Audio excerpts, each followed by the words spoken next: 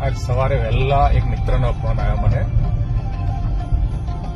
મને કે 20,000 રૂપિયા ખાતામાં નાખને ફટાફટ, અર્જન્ટ કામ છે. એટલે મેં પૂછ્યું, મેં કીધું કેમ? એટલે હમણાં અચાનક આવું?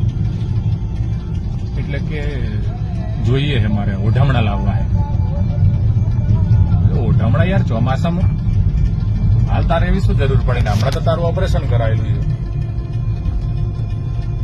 તો કે ઓઢામણા એના માટે લાવવાના છે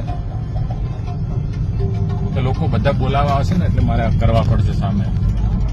એટલે મેં કીધું 20,000 ના? તો કે હા 20,000 ના થાય, 30,000 ના થાય, જમવાનું બીજું બધું રાખવું પડશે, બોલાવવા આવશે એટલે. તો મેં કીધું ઓઢામણા કરે ના તો ના ચાલે? કે ના યાર અમારે તો રિવાજ છે યાર, ના કરું તો પછી મને કેવું કે બધા સંભળાવે. મેં કીધું એમાં શું સંભળાવે યાર? તારું કાર્ડ આયુષ્માન હતું, એમાં તો તે ઓપરેશન કર્યું, ઓપરેશન ફ્રીમાં કરાયું. ડોક્ટરને આજીજી કરતો હતો તું કે મારા પાસે પૈસા નથી.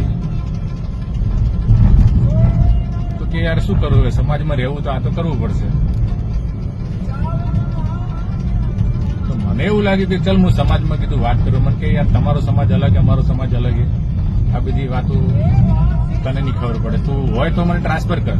એટલે ટ્રાન્સફર તો મેં કર્યા, પણ મેં પૂછ્યું, મેં કીધું આ રીતનો એક વિડીયો હું બનાવીશ, ચોક્કસ તારું નામ ના આપું પણ બનાવીશ ખરા. તો મને કે વધો નહીં, મને કોઈ તકલીફ નથી. ખરેખર આ કુરિવાજ દૂર કરવો જોઈએ મારા મતે. હવે એમને ખોટું લાગતું હોય તો સોરી, બાકી મારા મતે તો આ કુરિવાજ જ કહેવાય. જેમની પરિસ્થિતિ ખરાબ છે, ઓપરેશન ફ્રીમાં કરાવે છે અને પાછળથી ઓઢામણા કરે છે, આના કરતા દવા જ રોકડાથી કરાવે ને.